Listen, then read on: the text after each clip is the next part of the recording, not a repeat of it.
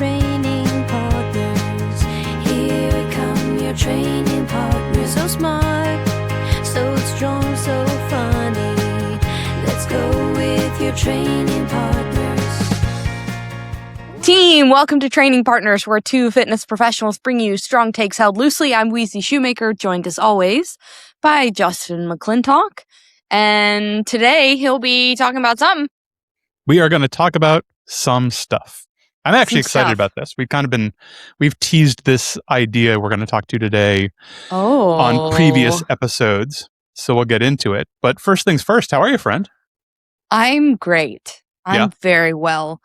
I am, at time of recording, I have been back in Columbus, Ohio for 8 days and feeling like I'm back in what you'd consider a normal rhythm with, as we kind of expected would be true, but I did not know to what extent, like, the trip to Peru and the CrossFit Games was a bit of a mountaintop experience and put some things in perspective for me.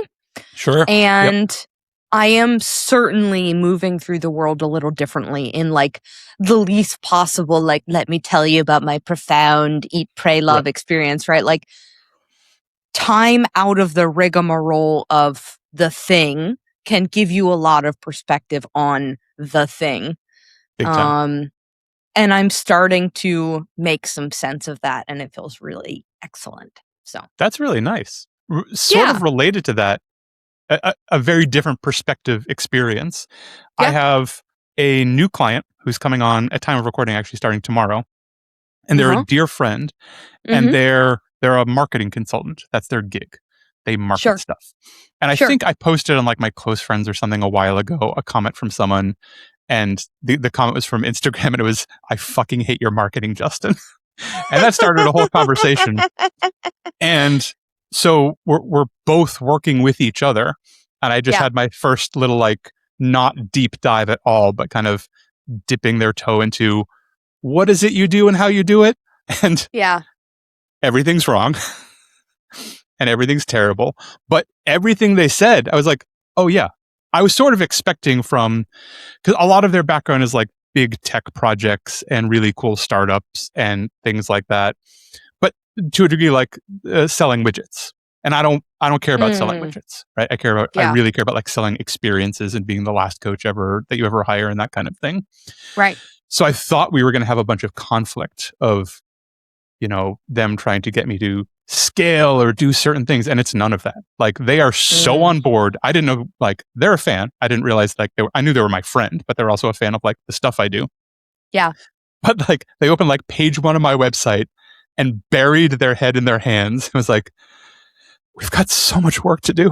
Oh my God. I was like, but that works. Like, none of it works. None of this means anything. Like, you do such good work, and this is garbage, and we're going to have to rebuild it. It's like, okay. So I've got like truly like a 4-page to-do list that's probably 45 hours of work. Sure. But it was also like a lovely perspective of those kind of meetings, like consultant stuff, a lot of times leave me just wishing I hadn't spent the time or the money. Yeah. And I am so excited to work on stuff and make it easier for people to get in and easier for people to see kind of the core of what I'm trying to do here. Yeah. And that kind of stuff. So it was an incredibly positive experience with an online marketing consultant, which is like, I didn't even know that was a thing you could have. That's cool. Wow. Look at that. It was dope. I can't wait to hear how that continues to unfold, because that is something that's kind of been in the back of my mind too, of like, yeah, my website's fine. Yeah.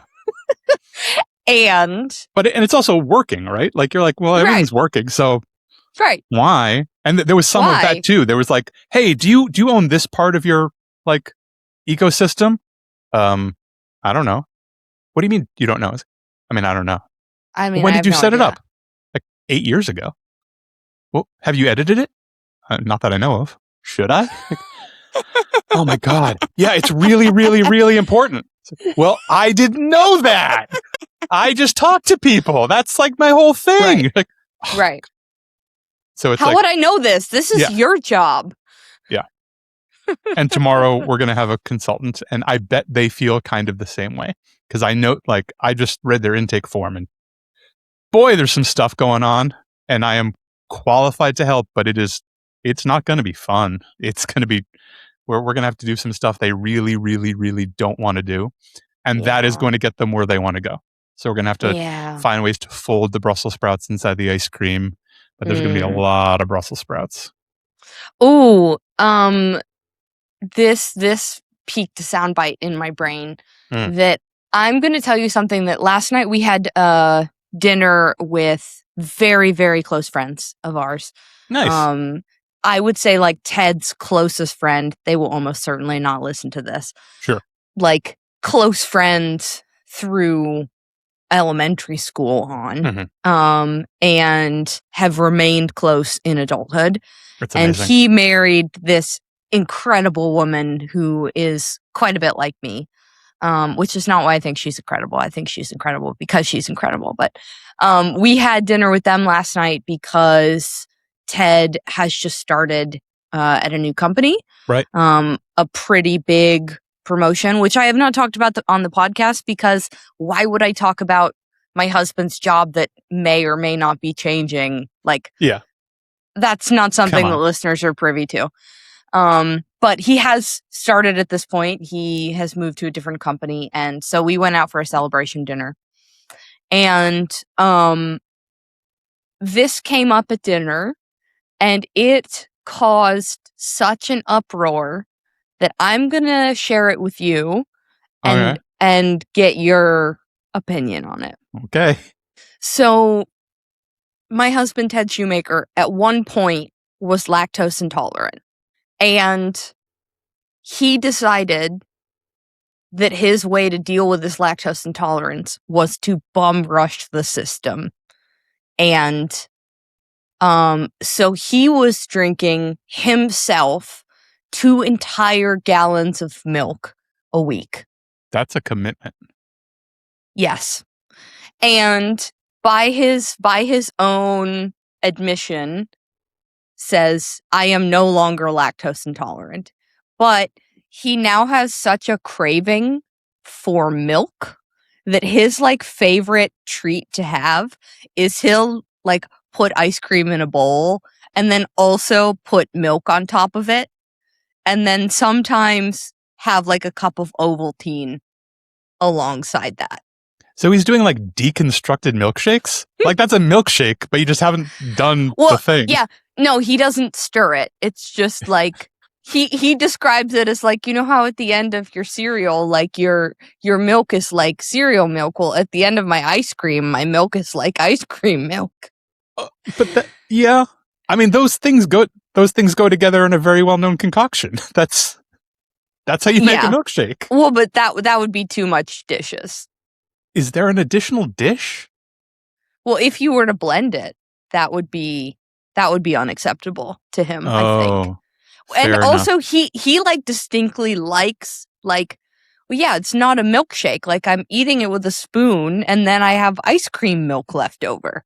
It's ice cream soup. It's like I am like pre-melting it a little, which for me sounds atrocious, like horrendous.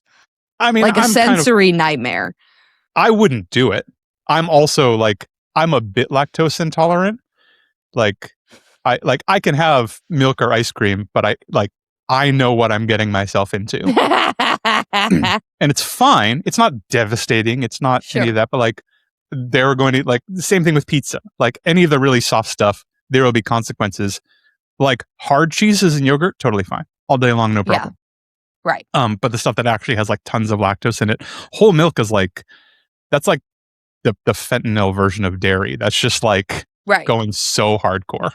Well, that's also like we buy now 2 milks. One is 2%, which is what I use for my overnight oats. And then the other is a gallon of whole milk, which he uses mostly for Ovaltine and ice cream topping. With the IV delivery system. Yeah, we generally don't keep milk in the house. There's usually like a little thing of soy milk, and that's about it. If you come to our house, there is almost certainly milk or an emergency. Yeah.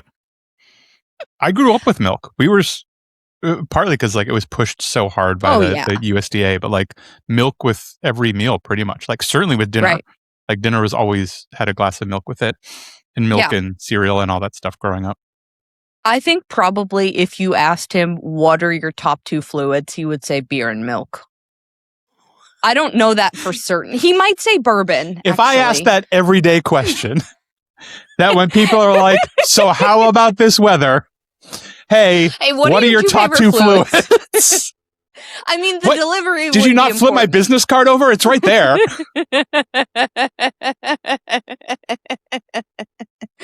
Yeah. Or actually, he would probably tell you if he thought about it for a second that his favorite fluid is eggnog. But whoa, that's intense. He would be the person that like the first day that it shows up in the store, he's like, how many of these can I buy? And you know what I do with eggnog? I make it at home. Homemade eggnog is legit. And if he likes bourbon, you're gonna need to edit this shit out. I don't want him to do this. Ted, this is just you and me now, buddy. You're gonna make 2 batches of eggnog. You're gonna make one that's straight eggnog. Super delicious. It's great. Don't worry about the pasteurized people. They're a bunch of weenies. You're going to be fine. You're going to make another one, and that's going to have bourbon in it. You need to label it clearly and put it somewhere where like the little ones can't get it. But that is a treat and a half. And when you get good at making it, you'll probably be good the first time. Like it ain't rocket science. Any holiday party, you just show up with like a liter of that and you're a hero. It was like $4. You had so much fun. You kept 4 liters for yourself, and it's great. I just made Ted's life better. I know that you're going to make that into a social post, and that honestly like ruins my ear. Great. This is great. Great. Everything's great. I think that's all we have to say. Thanks, there it team. Is. Thanks for chiming in. This has been Trading in. Partners. This is it. We'll see you sometime. What are we talking about today? Yeah, what are we doing? We are talking about something I call Big Dawg Privilege today. No, I'm a big dog. I know you're a big dog. That's part of why we're talking about that. How do you know? How do you know I'm a big dog? Is it because my pickleball partner regularly sends me memes and gifs of big dogs barking and says, see you tonight? Exactly. Is that why? You are known as the big dog. Big dog. I think of it, I modify this. I used to think of as myself, like this has been like a part of me for a very long time. And I'll get into that a little bit. But I used to think this is like big guy privilege. And there's a lot that comes from that. And I think there's things you need to do and adjust for. But I think it also comes with a fair amount of responsibility. And I do take this kind of seriously. And then I realized when I started talking to other people about it, big guy privilege is just stupid and kind of misogynistic and keeping it there. So big dog privilege actually opens it up to everyone because anyone can be a big dog. And it is not entirely based on stature. So like, well, let's start like what makes a big dog, starting there. What makes a big dog? Yes. If you are noticeably bigger and stronger than the average bear, this probably applies to you. If you walk in a room and people are like, hey, what's up? Hey, big guy. Hey, looking strong. Any of that stuff, this probably applies to you. If you are a physically imposing presence in some way. It also applies to you if you have more status, more power, more experience, more sway, more seniority. Like you are someone that walks in a room and to some degree, you are commanding that room. People are going to respond to you. People are going to defer to you. People are going to get out of your way, physically or metaphorically, in a bunch of different ways. Recognizing that, I think, comes with a bunch of responsibility that is incumbent on you if you are a big dog. And we've talked about you like truly being a big dog, not just in a fun pickleball sense, but like when you work out at a big box gym and no one knows your name and you're walking around, you make an effort to set a real example and sometimes step in where stepping in needs to happen. Yes? Yeah, we could call it that. Do you want to talk about that? Yeah, actually, because something happened last week. I don't like it when people who could be classified as big dogs misuse their privilege Big and time. use it to either physically, mentally, or emotionally put somebody else down or put themselves a rung above. Like, really hate it. And I am not the person to start a fight, but if somebody opens that door, I'm very happy to walk through it. We know that. And there's this one person that I play pickleball with who I really don't like. There are a few that are not my favorite. This is probably my least favorite person that we play with. And this is a man who just always has something to say. And he's also very, very good at pickleball, right? So he regularly wins. He talks a lot of smack. He makes fun of people in ways that don't feel good. Nope. And he normally only plays on the weekend, but he was playing during the week this week. And I wiped by like I was wiping my nose, and he goes like, oh, okay, I'm not in the mood. Keep walking, put my head down, like it's fine. And went to go fill my water bottle up and came back in. My water bottle, of course, is lime green because I love lime green, and most things in my life, if I'm given a choice, are lime green. Truth. And I mean, people on the video feed, lime green, lime green. It's my shoes, all going on. Not pictured, lime green. And I was wearing lime green shoes, lime green socks, and a lime green shirt and black shorts. And he goes, do you always match your outfit to your water bottle? And I said, do you always have something to say? Which is such a good question. And he didn't say anything else, and he didn't make any eye contact with me the rest of the 90 minutes that we were both still in that space, which for me is a colossal win because leave me alone, you deeply problematic big dog. Yeah. But I'm not going to go out of my way to if I notice somebody being a little I don't know, that's kind of a gray area. I don't know if you know that you're doing that. I'm not going to step in and be like, hey, what the fuck is your problem? Can you get off your phone while you're resting and notice that 3 people are hovering around you trying to take this machine? I'm not going to be that person. Yeah.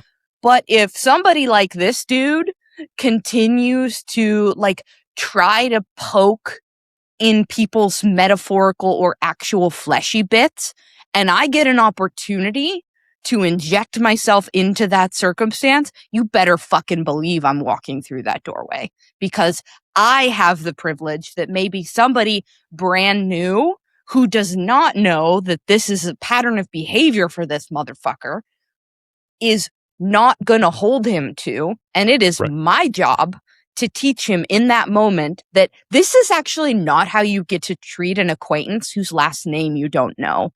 Back the fuck off. That's exactly right. And I think one of a point you kind of made obliquely there is big dog privilege can be earned, right? It's not all of these, even size and strength and all of that stuff. I'm not saying people didn't work really hard for this stuff, or for their status, or for their position, or for their power, or for their influence, or for their experience. You may have worked really hard to get those things or some of those things. It still comes with this responsibility. Yeah. And if you disclaim this responsibility, you are actively doing a disservice to yourself and the rest of the world. Can I tell you a kind of a formative story? Yeah. Sweet. So I went to public school through junior high. And then my parents insisted I take the entrance exam for a froofy Jesuit all-boys school. And I said, I don't want to go to that school. They said, that's fine. Just take the exam. We think you'd be good. I said, great, no problem. I'm smart. I was always the top of my class. Took the exam and I crushed it. Good news, this school is way, way, way too expensive for us. Super bad news, they sent me a scholarship.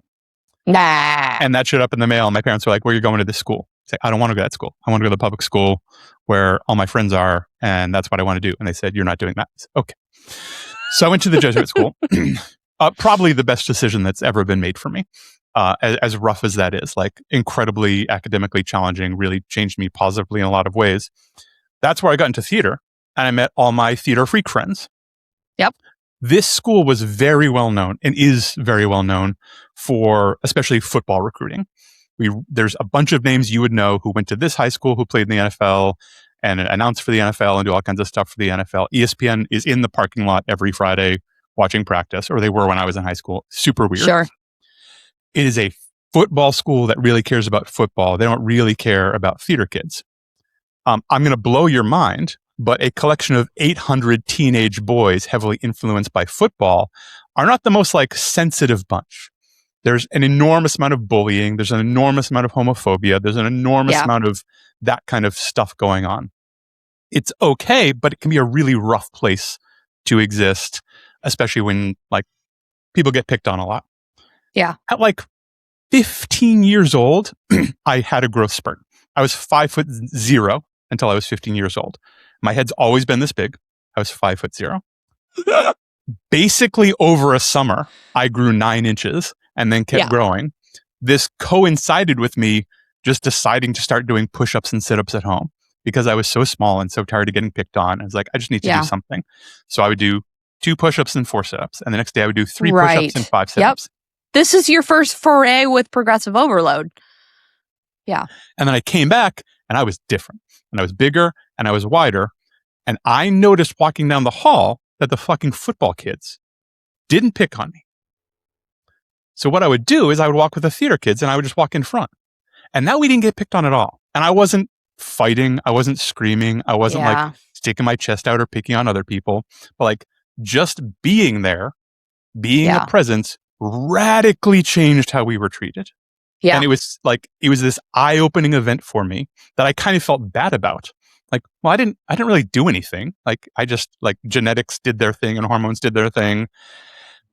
And I was getting punched in the head last year, and now people are being slightly deferential to me. And they're not picking on my friends because they don't want to get involved with me. Yeah. This is a huge responsibility. Yes. And that truly like informed the rest of my life. Informed like how I deal with people and how I treat confrontation and how I feel about people picking on other people and stuff like that. But so that's sort of like the formative aspect of big dog privilege or big guy privilege or however you want to frame that. Part of this is that big dogs can afford to lose more. It's not that you're always going to win. Like there are times when you are going to yell at a pickleball person and they're going to yell back and they're going to complain to management and there's going to be a little bit of a dust up and you might lose a couple of points of status and you might lose a couple of points of dignity. You might lose a couple of points of, I might step in front of someone and get hit in the face. Like it's not that you're always going to win, but you can afford to get knocked down a couple of pegs far more than other people. Yeah. Because you can lose more. I think that's part of the reason that we need to put ourselves out there. Right. What this brings up for me as well is like a deep, seething dislike of people who have big dog privilege and they know that. And they march around using it. Like I'm especially thinking of like I don't want to generalize here, but like I'm thinking of a group of people that train for bodybuilding competitions. Sure. That march around like the gym is there for them. And like move people's equipment off stuff that they've clearly claimed and don't make eye contact with anybody that's not bigger than them and move a bunch of dumbbells over to their personal station when they're clearly only going to be using 2 to 4 at a time, right? Like that person who is both bequeathed with this privilege and aware of it, obviously, and uses it for their own personal benefit only. That person, like, I am filled with like such a guttural rage it's that awful. you both have and know that and you have the ability to do so much good for so many other people, and you are deciding instead to just keep your nose up and be a douchebag. Because you can. Like, because I'm aware that I'm intimidating. The odds are pretty low anyone's going to say anything to me.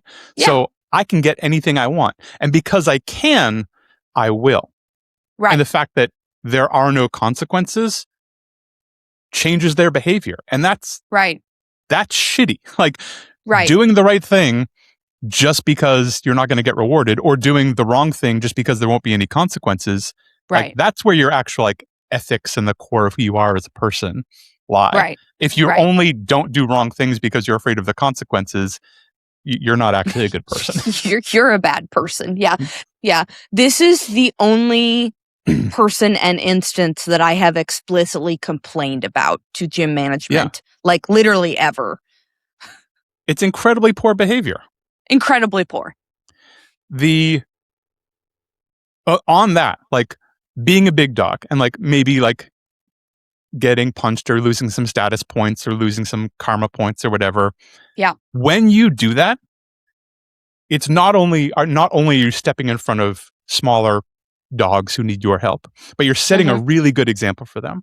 And you're setting an example for like some medium dogs. There's some people around who are going to be in your position soon. Yeah. You don't know who they are. You don't know where they're coming from. But they're going to, and they're kind of learning how to do it well. And you can set that example or not. You can even, like, sometimes poorly behaved people will learn something from that. I don't think Pickleball Douche is going to markedly change his behavior anytime soon. Ooh, I do have an example for this, though. Yeah, let's do it. Right. Listeners who heard my last pickleball head-to-head with the person who was just straight up lying on the court. And I stopped the game and was like, I'm out. I do this for fun. This is not fun. I cannot recover from this. Figure it out. Bye. I have encountered this person several more times. And do you know what he's not doing anymore? At least not when I'm on the court. Is he is not arguing when we call something out. If his partner says, hey, that was actually in, you can't call that out. He's not arguing with his partner. He is calling the score before serving every time instead of not and then arguing about it later. He is exhibiting better behavior, right? So, like, it's not my job to be this, like, pickleball vigilante. Right. However, it is my job to decide how I will allow people to treat me and then decide based off of whether or not they adapt or not, if that's a person I'm willing to continue to share space with. I am almost certain that do you always match your outfit to your water bottle guy is gonna fuck around again. Yeah.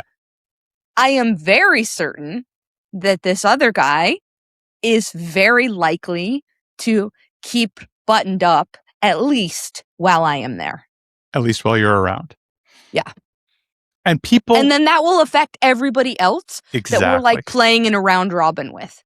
People will notice this stuff. Yes. They will notice, like, even if they probably won't draw that line from you to him, but they'll notice, like, oh, he's on better behavior in these terms. Now. I wonder why that is. Oh, these are the situations that seem to elicit better behavior. How can I replicate these situations when all of these people aren't necessarily here, so I can elicit better behavior because this is better? So you're sort of you're kind of teaching the pack, as it were, to be better and arm themselves a little more. And I think that thing about guys walking around the gym being intimidating, actually, Jesus Christ, can I tell you another formative story? Yeah, please. We might have referenced this on the podcast once. There was, trigger warning, I'm going to talk about a rapist. Sorry. Ooh. Somewhat obliquely. But when I was in college, my junior year of college, there was a serial rapist on campus. Like the scariest thing, like truly pulling people into bushes while they're walking home in the night kind of stuff. 7 or 8, it was awful, awful, awful. The campus was completely on edge for weeks. I was escorting people everywhere. People, like women, had to go home and they would can you walk me home? I was like, of course I will. And I was just going back and forth. But we also had a full course load, pardon me, and was doing all the school stuff because college like carried on. And I'm in theater, so we're working, super late nights. So we're often there till 1, 2, 3 in the morning, doing or rehearsing or scripting or designing or whatever we're doing. I'm walking home one night, completely in my own head, thinking about the project I was just doing, looking like some theater dork with my black leather jacket on and my red bandana, and just strolling along, thinking about life. And I realize suddenly, maybe 30 meters ahead of me, there's a woman who keeps looking back at me. She looks back and is like speeding up and look back and is walking faster and looks back and it's like starting to run. And I realize that I look fucking scary. I'm all alone. We're kind of in the middle of it's a giant campus. It was a sidewalk basically, but it's only us. I don't see anyone else around. And I said, oh yeah, this is super scary. So I stopped and yelled. I said, hey, I'm going to stay right here until you get further away. Sorry about that. And I just crossed my hands and waited till she was out of sight. Was I doing anything wrong by walking toward my dorm? No, of course not. No. Did I have to stop? No. Could I have made fun of her or even like run at her a little bit just to be like, oh, ha, ha, booga booga? Yeah, that would have been horrible. Atrocious. I could have done it. You could have done that. But instead, I recognized what I had, which was this sort of invisible weapon that I still wasn't very good at recognizing, which is just my presence. Just like being shaped like this, especially in that incredibly heightened atmosphere, was very scary to be near. Right. So just stop. And I still, to this day, like I give people lots of room on the sidewalk. I frequently cross the road when someone's coming my way and they're all alone, because I don't want to create intimidating presence. And I don't think that's too, touchy-feely or makes me a beta bitch boy. Though, please leave that in the comments. I love reading that the most. It's truly like respectful. Right. Like, it's recognizing that there's some stuff about being a big dude that is intimidating to lots of people. And you can use that for good when it comes up, but it can also like inadvertently harm people in ways you don't mean to. So kind of being aware of that is useful. Kind of being aware of any kind of privilege. Like it's not, I don't feel bad about being a big guy. That comes with some stuff that I think it's mine to manage to make sure it doesn't whip other people in the head as I walk by. Right. I think that this crosses over very beautifully to outside of just fitness perspectives, right? And we've already kind of touched on that some, but like this is a conversation that Ted and I have regularly because he, as a conventionally attractive, fit, financially successful, like perceived has it all family man, has an intense amount of privilege, more than somebody else. And so like it is his job to make sure that like at the grocery store and at a restaurant and at work, particularly when we're talking about people who are marginalized and who don't have this big dog perceived privilege. Yep.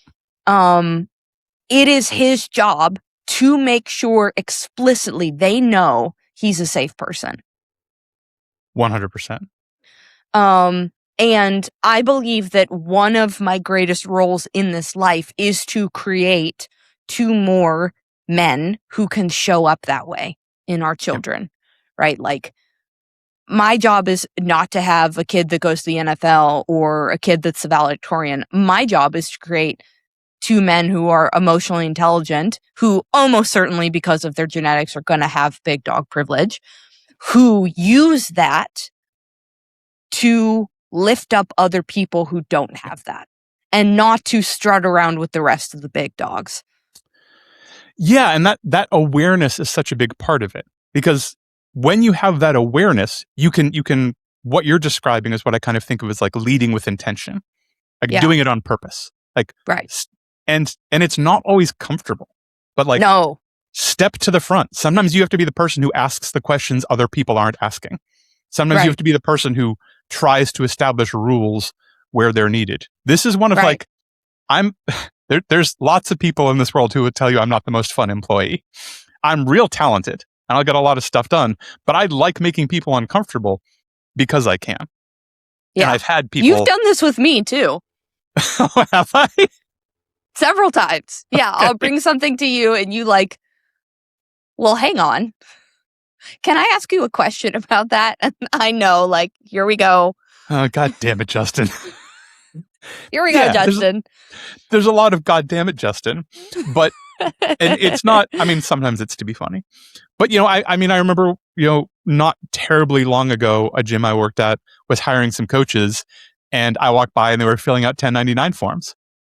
And I was like, hey, they got the wrong forms. What are you doing? Like, well, what do you mean? Like, they're filling out 1099s. They can't be 1099s. You're going to tell them when to show up for work. That already means they're not 1099 employees. These are W-2 employees. And they need unemployment and Social Security benefits paid in. Guys, don't fill that out. He got you the wrong paperwork. He's going to get you some W-2s. Right. I was real unpopular. I was also right. And yeah. I think the people being hired didn't know. I don't know if the person hiring them knew or not. It's entirely possible they didn't. But I was right. And it was setting them up for all kinds of stuff, including not having like workers' comp benefits and things like that. Right. And I knew I was going to be unpopular. I was also quite sure I wasn't going to get fired for it. Right. People were just going to be cranky. That's fine. I'm happy to have people crank at me to step in and do the right thing for some people who don't know better or are maybe intentionally or unintentionally being taken advantage of. Right. Totally. Yeah. That tracks.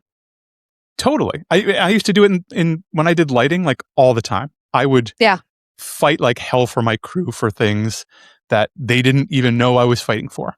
Like making sure that they were taken care of and all the conditions were right and wages were right and all of that stuff. And the bosses often hated it. And the crew would walk through fire for me. And it turns out when the rubber meets the road, that's what actually mattered and actually got the job done and actually like built a reputation. It's like, oh, when jobs are like big and weird and crazy, like McClintock can get it done. It's because I have this incredible group of people behind me who now feel incredibly safe and know that they can just work really hard and I'll take care of everything else. That's all they want to do. Great. Away you go. We'll take care of that. Right. So it's part of this is stop waiting for someone to step up.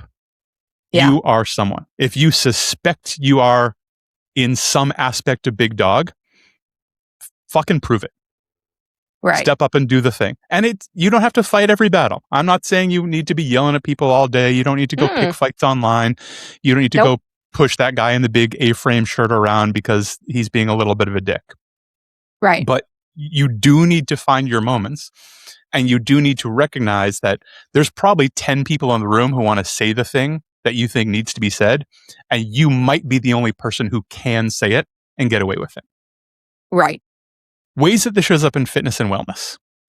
I feel like we strayed a little bit in an important way. Yes, bring it back. Bring it back. I think gym etiquette is a great place to start. Act like people are watching.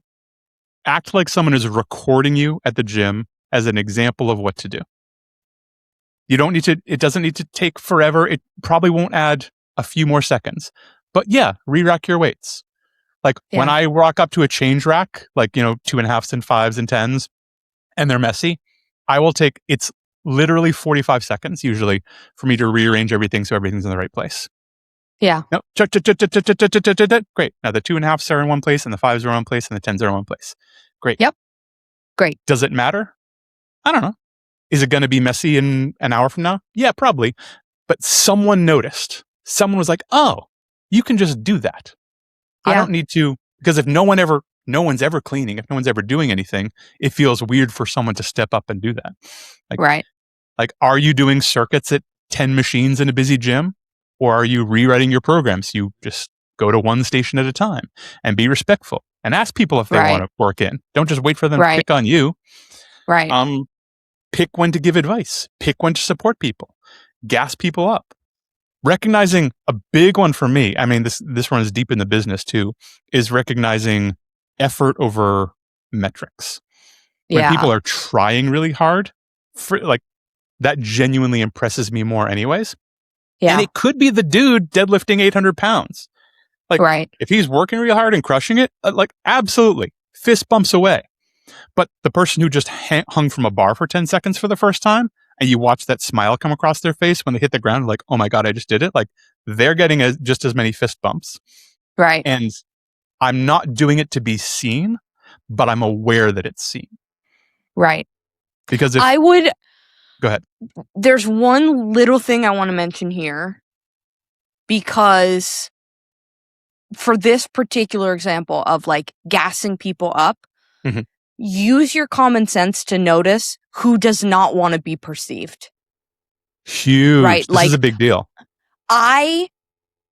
If you see me at the gym and you know me in real life, you will not recognize that person, like that personality, because I spend most of the day talking to people, and I want to spend that 45 to 60 minutes. Like, I am hyper focused. I do not need you to tell me that you see my effort. Like, what I need you to do is leave me alone.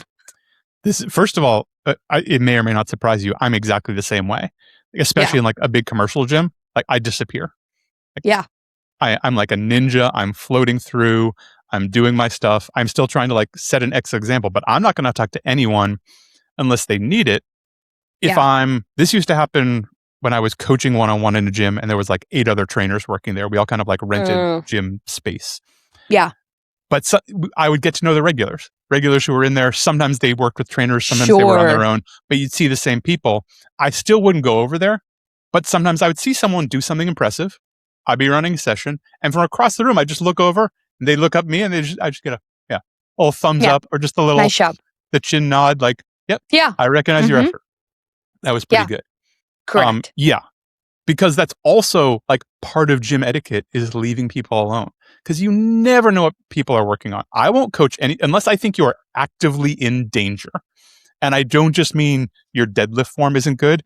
I mean, I think you're about to back up into a physical object and hurt yourself, or you've done something so your setup is so remarkable that I think there's a pretty good chance you're going to like break a foot or something. Right. Other than that, I'm not going to coach someone's form for anything unless they ask. Like, if I'm just a guy in a gym, because that you don't know what they're working on. First of all, you have no idea. Maybe this person is doing a knees collapsing inward squat progression because they've got something going on with their glute medius and they found a cool thing. I don't know. Could be. I have no idea what they're working on. So no idea.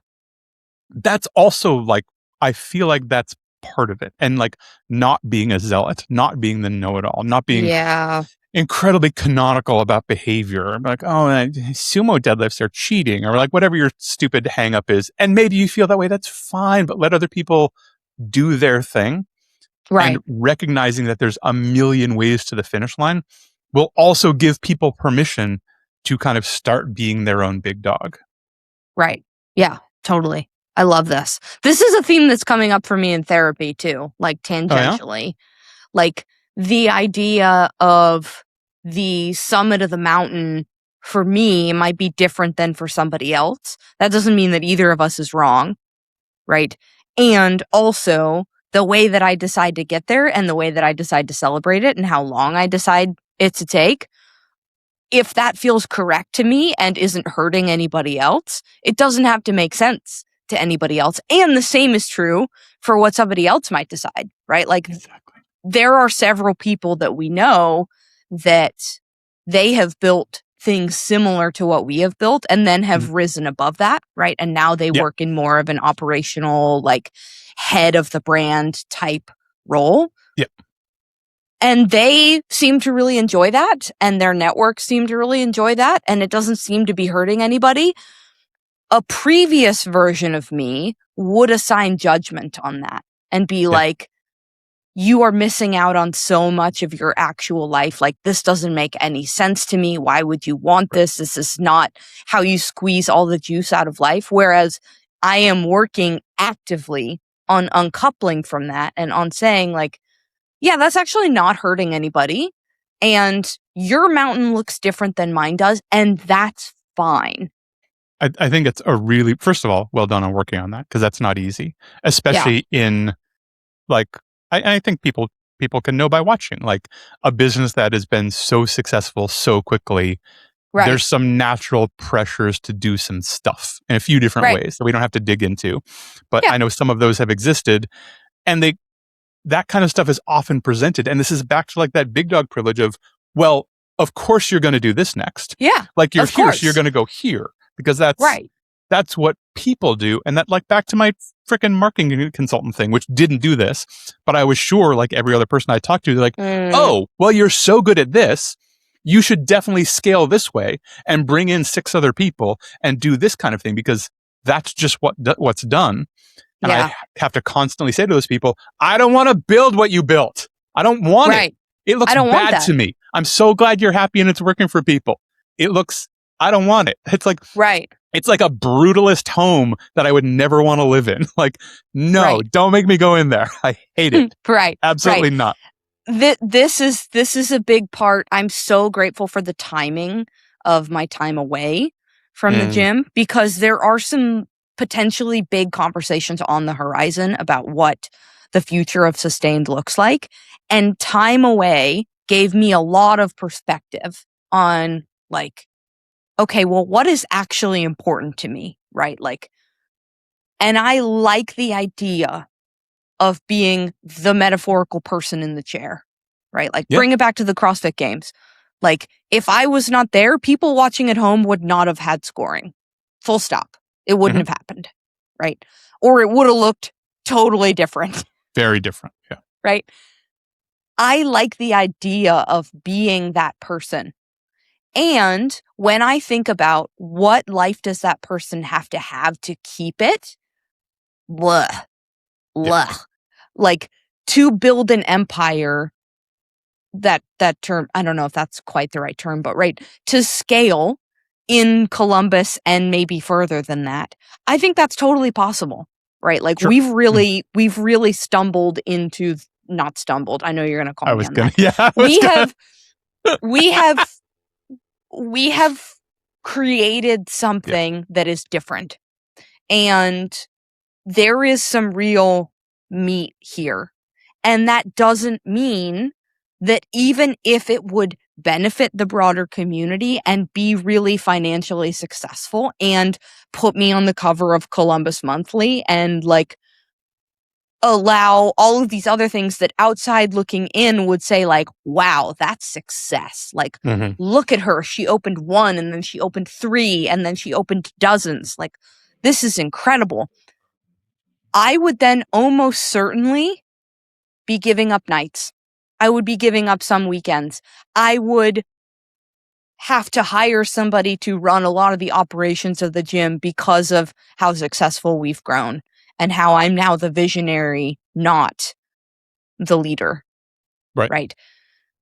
And I would get away from doing the very thing that made me want to build this in the first place, which is coaching differently.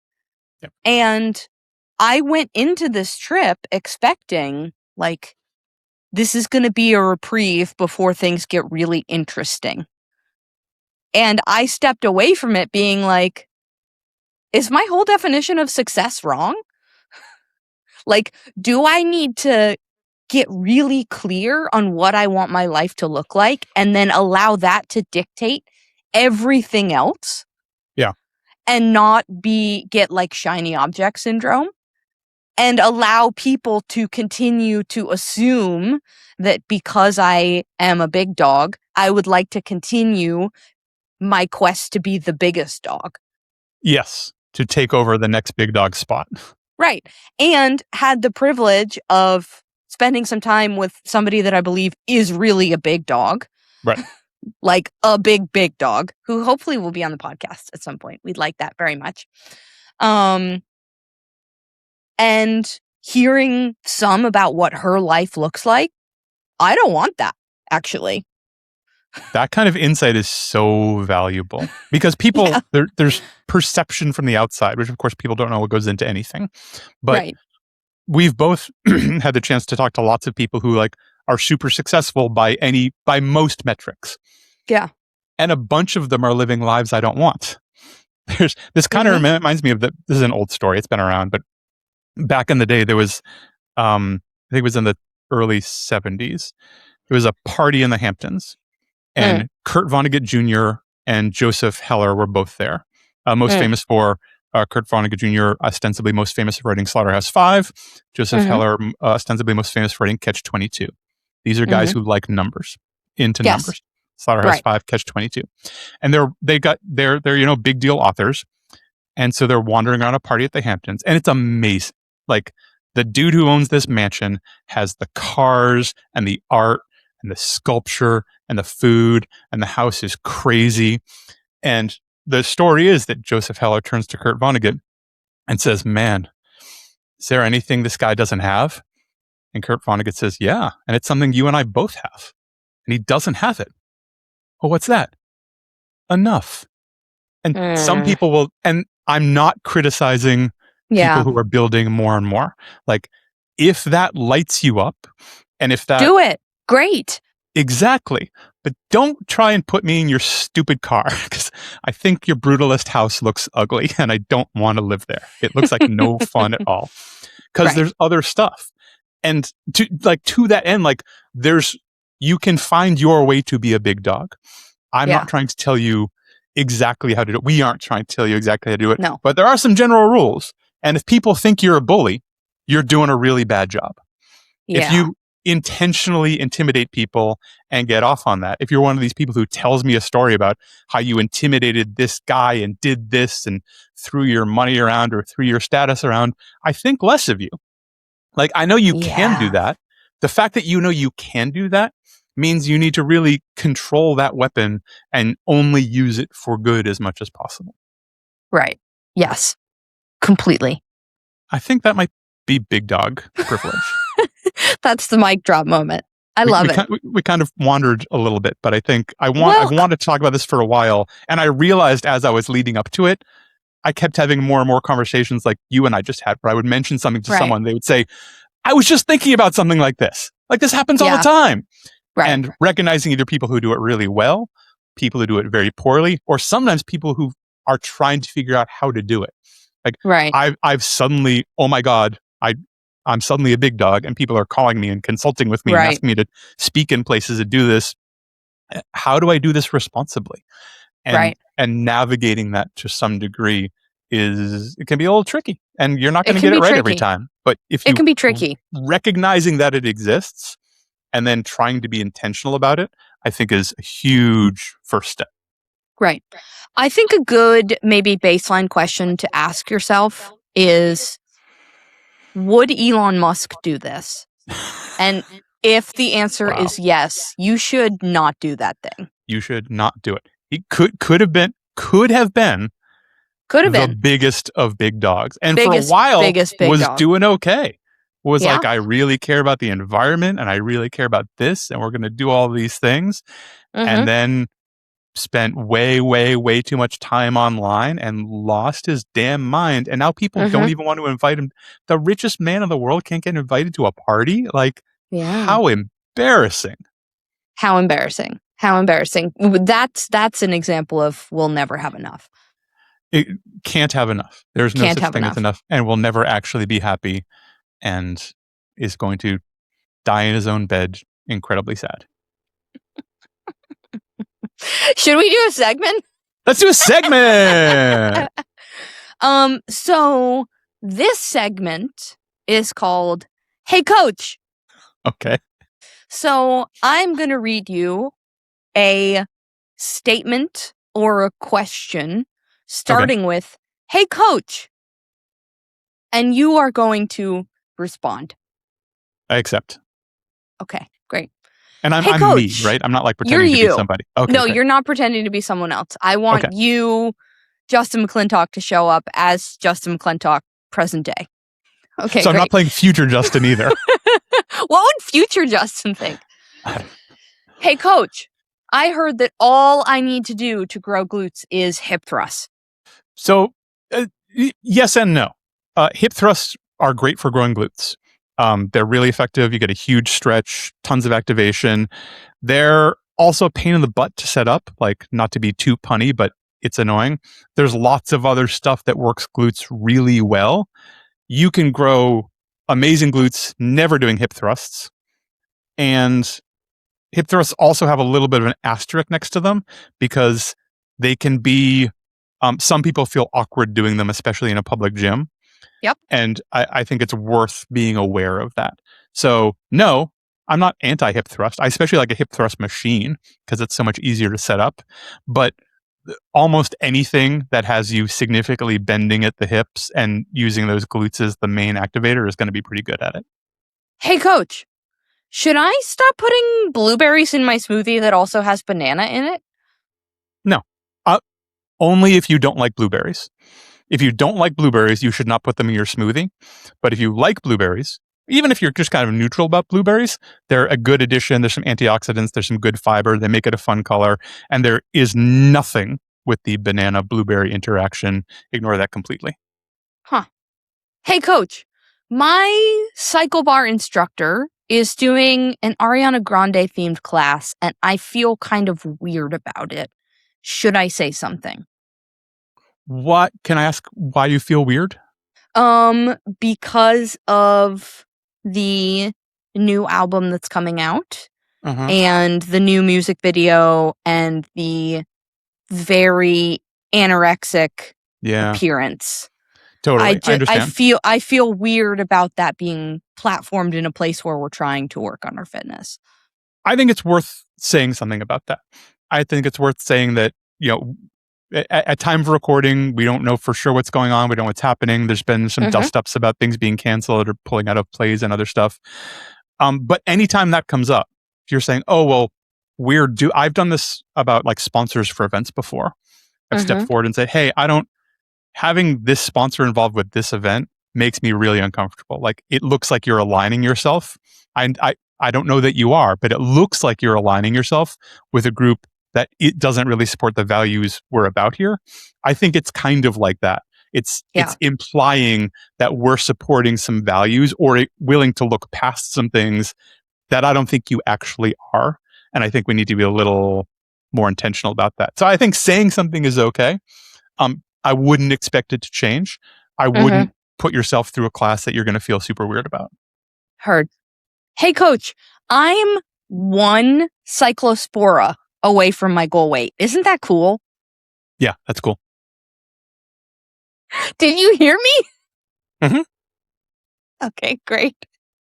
Hey, coach, I've been stuck at the same lat raise weight for over a year. Is something wrong with me? I have a couple more questions, but I don't want to I want to take this on its face. No, nothing's wrong with you. Lat raises move super slowly. Like lat raises and like calf raises are two things that like it's so hard to make a dent in. If you're truly doing the same weight for the same reps and nothing's changing, I would add tempo if we can. If we can't, this is actually a time where you can drop weight and crank those reps, and you'll actually be able to get more gains when you come back to this kind of plateau weight. Something probably will have moved if it's important to you. Hey, coach, my brother asked AI to watch or to write a shoulder rehab protocol, and it worked for him. What gives? Oh, that's cool. There's, AI is the mean of everything right now. It's the mean, it's the average, it's super basic. So it probably looks a lot like a shoulder protocol. You'd be like a pre-printed shoulder protocol. You'd be handed at a physical therapy center. So it's probably, the 8 things that everybody starts with and works pretty good for 60% of the people. So the average easy thing worked. That's totally cool. People like myself and Weezy here usually get involved when that stuff doesn't work. Like, I am down for the easy off-the-shelf program being everything you need. It's awesome when that's the case. Hey, coach, I'll be traveling for the entire third quarter of the year, so I would like to fully pause our work. Okay, that's, I understand. Assuming this isn't a financial objection, ? Correct. Great. That's probably a bad idea because we've been working toward these goals. Taking 3 months off is going to set you back in ways that I suspect you're not going to enjoy. And when you come back, it's going to be a really rough road. My suggestion would actually be to design something that's going to work within your travel and within your schedule. It may look very different than what we're doing right now. I am on board with what we're doing now not fitting in the next 3 months of your life, but it should probably be something, and we can refine it from there. Cool. Hey, coach, can you add knee rehab into my program, like change my whole program up for knee rehab, because I went to New York City for a long weekend, and at the end of the weekend, my knees hurt. So legit. I want to rehab my knees. I'm so jealous you got to go to New York City. I bet you did 15,000 plus steps a day. And this is essentially like an acute injury. I know that feels weird to hear, that walking around a city and doing all that stuff caused an acute injury, but you're very likely you're just super inflamed and you overdid it, overloaded your capacity in ways you aren't used to. So it's not a hard no, but for the next 10 days, we're just going to like try and not piss your knees off and do some normal movement. If 10 days from now, you are having the same pain and irritation, we are going to seriously look at a knee program. Last one. Hey, coach, I'm going to try keto for 6 weeks to lean out. Do you have any favorite recipes? No, I don't suggest it, but I love being your own scientist. So I think you should do it. See what goes, see how it feels. Track that stuff, like track how you're feeling, track your energy, that sort of stuff. Some people, there seems to be a segment of people who thrive on keto. It's anecdotally, it's kind of dudes over 50. And I don't know why. They could be lying. They could not understand what else they're putting in their body or supplements or things like that. Most people do not thrive on keto, and especially doing it just to lean out is, we don't have to get into it, but it's all caloric restriction. However, like, do it, see how you feel. I'm here for adjustments, but I don't have any keto recipes to offer. Wow. Thanks, coach. This has been really helpful. Imagine if it was one person, just like rapid fire. That was like, hey, the whole consult. That's the whole thing. Where can I get some cyclospora with my keto recipes? Like, well, weirdly, you're probably not going to get any cyclospora if you go keto. Interestingly. Right. Interestingly. Rebecca's so worried about cyclospora. And we're fortunate that we're able to buy all of our produce like super local. So that's probably not a concern. But if we're out at a restaurant and like a garnish shows up, like her eyes will get wide and she'll be like, lettuce, there's lettuce. Like, I know there's lettuce. I won't eat the lettuce. It's fine. I won't eat the lettuce. It's fine. Yes. I'll eat the steak around the lettuce. I promise. I had I think important, but also in the moment disappointing realization. Okay. About my food preferences. Mm-hmm. I love steak, right? We know this. We've talked about this at length. It's probably my favorite food to eat. And especially Australian themed steak. Oh, that's correct. I would like the 6-ounce special sirloin from Outback Steakhouse, prepared rare. Mm-hmm. Thank you very much. I don't like a wood-fired steak. Oh, interesting. Not at all. Not at all. I'd never had one. The celebratory restaurant that we went to last night was like a steak place that was wood-fired. Huh. And it's unusual. I didn't know that there was a difference. And didn't like it one bit. I think it's mostly the smoke that it's the it changes it. Not into it. I ate like a third of my steak. Wow. It was like, I can't do this. This is not for me. Oh, that's a bummer. It was a bummer in the moment. My sides were really, really good, and we got plenty of appetizers that had adequate protein. Like we got seafoody appetizers. Sure. So I was not concerned about like, great, now I have to go home and like have a protein shake or something. This is so stupid. After a steakhouse. Right. But it was something that certainly I did not anticipate learning. Yeah. I don't know that I've had like a real wood-fired steak outside of like a camping scenario kind of thing, which is different. That is different. But yeah, it is like, it's definitely a different flavor and will have some of that stuff. Not for me. Not for me. Well, it's good to know. Take me to Outback. Yeah. That's enough. You sit down. Tell me about your fires, sir. With what are you stoking them? How is the steak cooked? Precisely. Yes. Please What's the fuel? as detailed as possible. Yes. Like it's a gas stove and a cast iron pan. Great. Perfect. Perfect. All I ever wanted. You finish it in a super hot oven. They're like, yeah, we put it in an oven for like 2 minutes. Great. Done.